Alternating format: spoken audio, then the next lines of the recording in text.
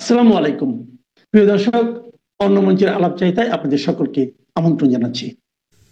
বাংলাদেশের সেনা প্রধান জেনারেল ওয়াকারুজ্জামানের একটি বক্তব্যের একটি অংশ টক অব দি টাউনে পরিণত হয়েছে, এভাবে আমরা বিভিন্ন সূত্র শুনেছি। সেই বিষয়টা নিয়ে কথা বলতে চাই। প্রিয় দর্শক শ্রোতা, আসসালামু আলাইকুম। যে যেখানে আছেন নিশ্চয়ই ভালো আছেন, ভালো থাকবেন এটাই প্রত্যাশা করি। সেনাপ্রধান ওয়াকারুজ্জামান তার দরবারে সেনা কর্মকর্তা এবং জওয়ানদের উদ্দেশ্যে যে সকল বক্তব্য রেখেছেন সেটা তার ডিপার্টমেন্টের সঙ্গে সংশ্লিষ্ট, কিন্তু একটা পার্টির বক্তব্য নিয়ে ব্যাপক আলোচনার সৃষ্টি হয়েছে। সেনাবাহিনী, ক্যান্টনমেন্ট এবং সেনাপ্রধানকে ঘিরে সাম্প্রতিক সময় খুব বেপরোয়াভাবে গালিগালাজ, হুমকি চলছে। এই বিষয়টা নিয়ে তিনি নাকি বক্তব্য রাখতে গিয়ে বলছেন, ওরা ছোট, ওরা বড় হলে তখন ওদের ভুল বুঝতে পারবে, তখন ওরা লজ্জা পাবে। এটা নিয়ে আলোচনা হয়েছে। কারণ যারা হুমকি দিচ্ছে, গুড়িয়ে দিচ্ছে, তারা কারা? তাদের ভিতর 3 জন আছেন বিদেশি অনলাইন অ্যাক্টিভিস্ট। এদের ভিতর একজনের বয়স সেনাপ্রধান ওয়াকারুজ্জামানের চেয়ে অনেক বেশি, অপর একজনের বয়স ওয়াকারুজ্জামানের চেয়ে বেশি, আর একজনের বয়স ওয়াকারুজ্জামানের কাছাকাছি। তাহলে এদের কাউকে ছোট বলার সুযোগ নেই। যারা বলেন পেট মোটা জেনারেল, লেফট রাইট করতে পারে না, স্বৈরাচারে নিয়োজিত ব্যক্তি, রয়ের এজেন্ট, নানাভাবে গালিগালাজ করে, আরো কিছু অশ্লীল অশ্রাব্য ভাষা ব্যবহার করে, যেটা উচ্চারণ করা শোভন হবে না, এ কারণে আমি করছি না। দেশের একটি রাজনৈতিক দল, সবাই বলে কিংস পার্টি, এই কিংস পার্টি যিনি সদস্য সচিব, তিনি তো বলছেন সেনাপ্রধান কিভাবে বলে ডিসেম্বরের মতো নির্বাচন হতে হবে। এটা কি তার ম্যান্ডেট? এটা কি তার জবের ভিতর পড়ে? তিনি যাতে কথা বলতে পারবেন না। তিনি তার আর একটি বক্তব্যের শেষ প্রান্তে এসে বলছেন, ডিজিএফআই এর হেডকোয়ার্টার গুড়িয়ে দেব। ইতোপূর্বে আর একজন ওই পার্টির নেতা তিনি বলছেন যে সেনাপ্রধান তার ভাষায় স্বৈরাচারী আওয়ামী লীগকে পুনর্বাসন করতে চায়, আমাদেরকে সেই প্রস্তাব দিয়েছিল ডেকে নিয়ে। পরবর্তীতে সেনাবাহিনীর পক্ষ থেকে এটার প্রোটেস্ট করা হয়েছে। কিন্তু একজন সেনাবাহিনীর সিটিং জেনারেল প্রধানকে যখন বলা হয় যে তিনি এই বলেছেন আমাদেরকে, এটা যদি সত্য হয় একটা বিষয়, সত্য না হলে সেনাপ্রধানের বিরুদ্ধে এই মিথ্যাচার, এটা কি বড় ধরনের একটি অপরাধ নয়? আর একটি আছে ইনকিলাব মঞ্চ নামক একটি মঞ্চ। সেই মঞ্চের মুখপত্র মিস্টার হাদি, তিনি তার বক্তব্যের এক প্রান্তে গিয়ে বলছেন, ক্যান্টনমেন্টের একটা ইট থাকবে না, প্রতিটি ইট খুলে নিয়ে আসব। এই আন্দোলন, জুলাই আগস্টের কথিত আন্দোলনের নেতারা আরো অনেক খুবই আরো আপত্তিকর কথা বলেছেন। তাদের যারা অভিভাবক, তাত্ত্বিক তত্ত্ব দেয়, তারাও খুব খারাপ খারাপ কথা বলেছেন। আগে করতেন সেনাপ্রধানের আক্রমণ, এখন ক্যান্টনমেন্ট, ডিজিএফআই সহ। পূর্বে একদিন সেনাপ্রধান বলেছিলেন, আমি ঠিক বুঝতে পারি না কিছু লোক কেন আমাকে এবং সেনাবাহিনীকে আক্রমণ করে। উনি ওইটা বলার পরে এই আক্রমণের গতিটা আরো বেড়েছে, আরো অশ্লীল অশ্রাব্য ভাষা ব্যবহার শুরু হয়ে গেছে।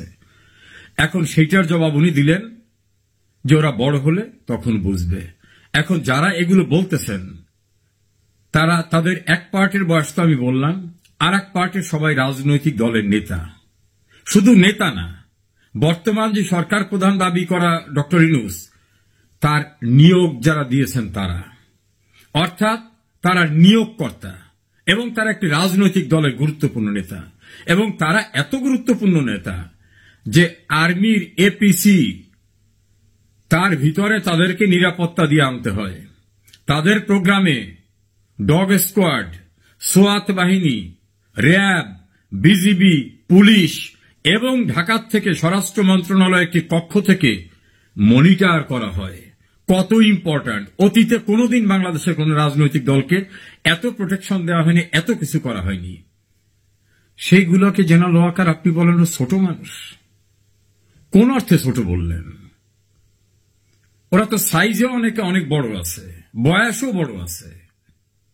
নাকি আপনি ভীত সন্ত্রস্ত হয়ে আত্মসম্মান বাঁচাবার জন্য এভাবেই কথা বলছেন যে ওরা ছোট? আপনি যাদের ছোট বলছেন তারা শোনার পর তারা আরো বিরূপ প্রতিক্রিয়া ব্যক্ত করছে। আপনি ডিজিটাল প্ল্যাটফর্ম চেক করে দেখেন। আমরা মনে করি সেনাবাহিনী আমাদের সার্বভৌমত্বের একটি অংশ। যখনই দেশ বিপন্ন হতে পারে তখন সেনাবাহিনী এই দেশের নিরাপত্তা রক্ষা করে। এমনকি যখন প্রাকৃতিক দুর্যোগ তখনও তারা গুরুত্বপূর্ণ দায়িত্ব পালন করে। যদিও সেনাবাহিনী বিভিন্ন সময় বেশ কিছু আপত্তিকর ঘটনা তো ঘটিয়েছে। সেনাবাহিনীর বিপদগামী ব্যক্তিরা স্বাধীন বাংলাদেশের স্থপতি বঙ্গবন্ধুকে নির্মমভাবে খুন করেছে। সেনাবাহিনীর বিপদগামী ব্যক্তিদের হাতে আর এক সাবেক সেনাপ্রধান জেনারেল জিয়াউর রহমান খুন হয়েছে, খালেদ মোশাররফ খুন হয়েছে, জেনারেল মঞ্জুর খুন হয়েছে। এটা কিন্তু সিভিলিয়ান কেউ যে খুন করেনি। আর এক পঙ্গু মুক্তিযোদ্ধা কর্নেল তাহের, বাইরের কেউ যে তাকে খুন করে নাই।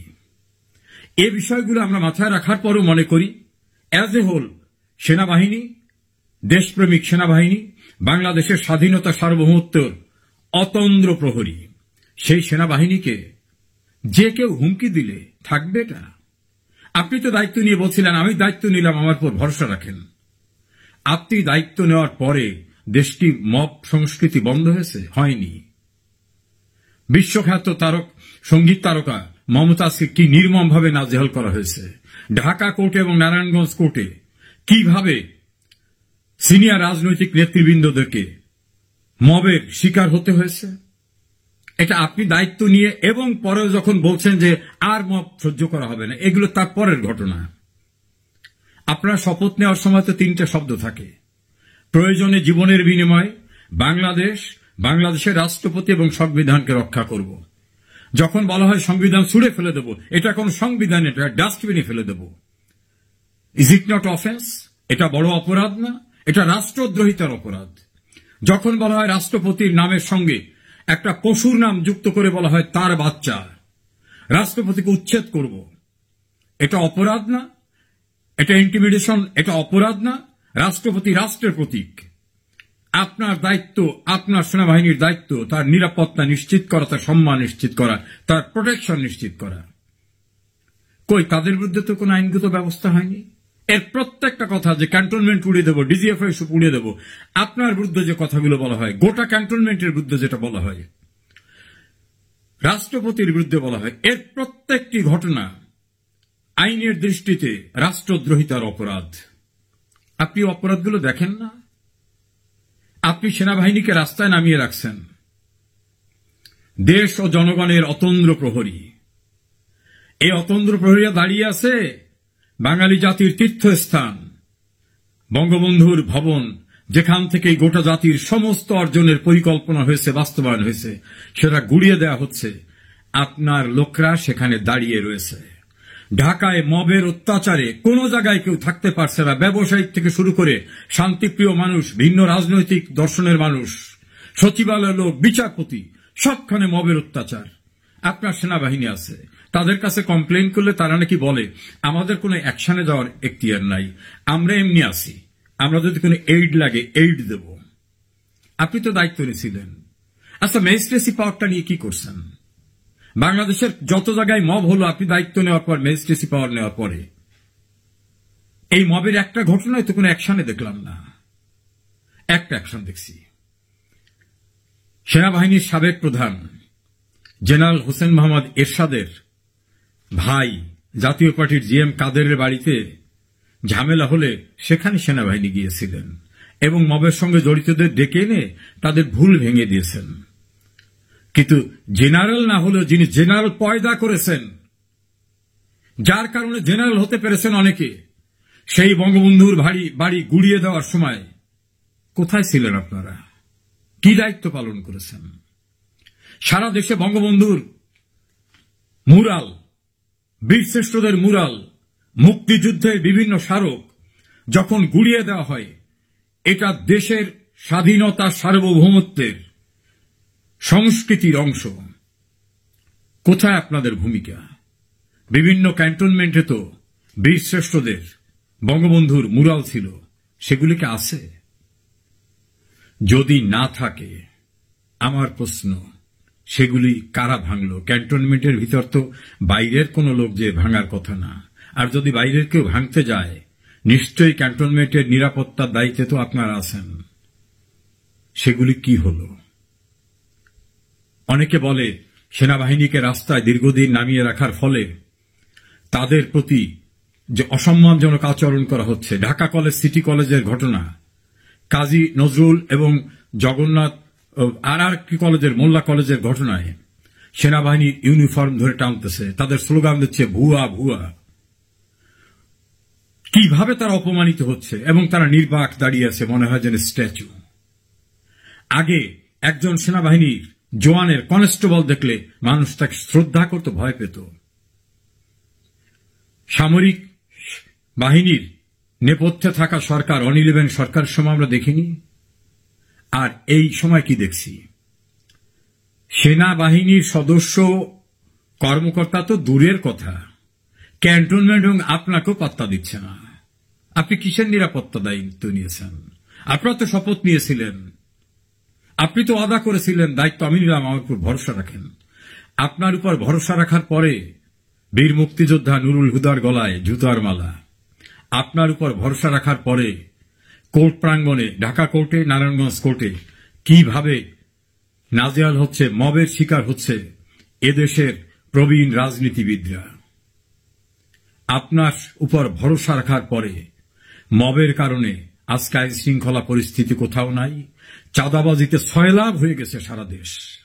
দুই একটা বিচ্ছিন্ন ঘটনা সামনে আসছে। সারা দেশে চাঁদাবাজিতে প্রায় 150 ইন্ডাস্ট্রি বন্ধ হয়ে গেছে।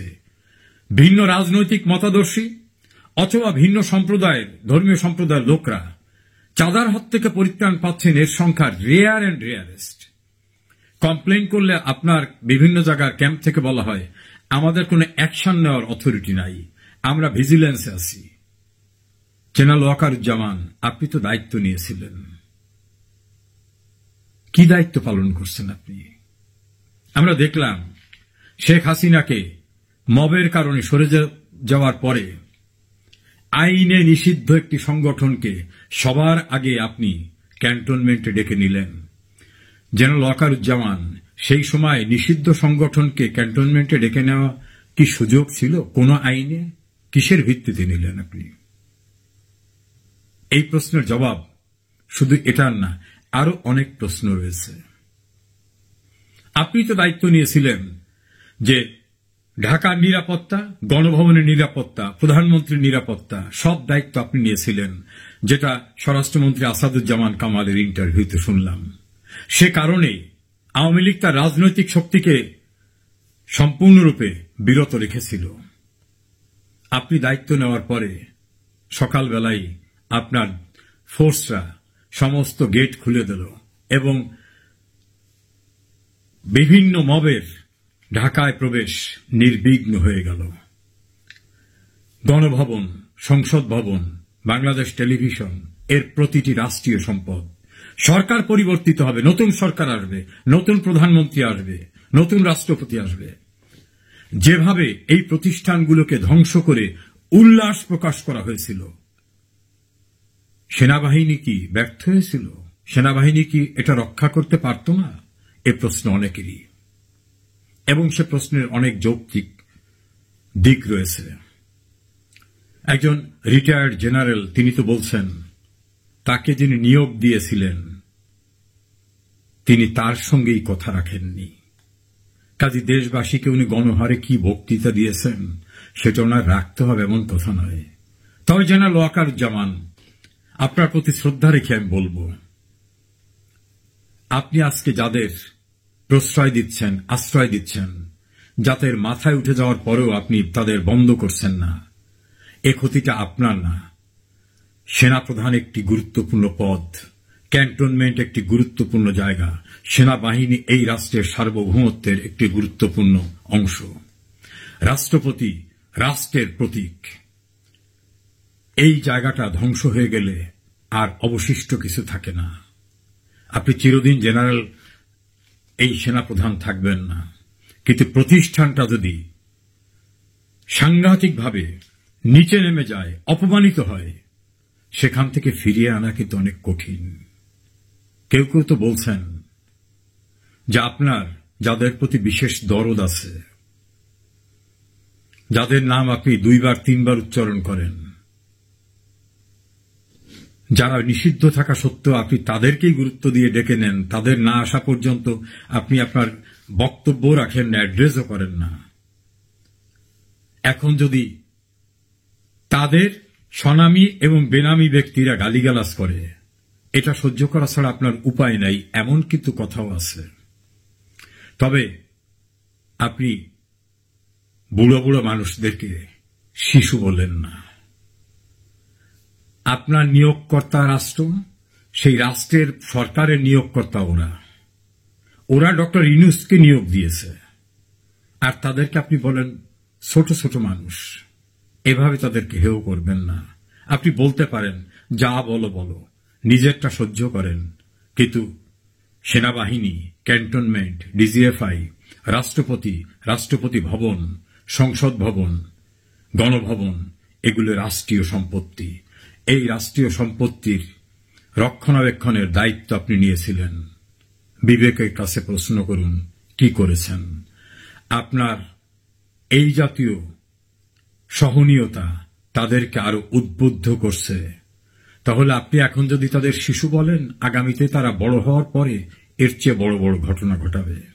সে সময় বলবে আমরা শিশু থাকা অবস্থায় তো এটা করেছি, আমরা বড় হয়েছি, এখন তো আরো বড় কিছু করতে পারব। বাংলাদেশের মব সংস্কৃতি, আইন শৃঙ্খলাহীন পরিস্থিতি, বিচার বিভাগ মবের শিকার পরিণত হওয়া, সিভিল অ্যাডমিনিস্ট্রেশন মবের শিকার পরিণত হওয়া, স্বাধীনতা বিরোধীরা বিভিন্ন জায়গায় প্রতিষ্ঠিত হওয়া এবং একটি গণতান্ত্রিক ব্যবস্থা ধ্বংস হয়ে যাওয়া, এর দায় দায়িত্ব অস্বীকার করতে পারবেন?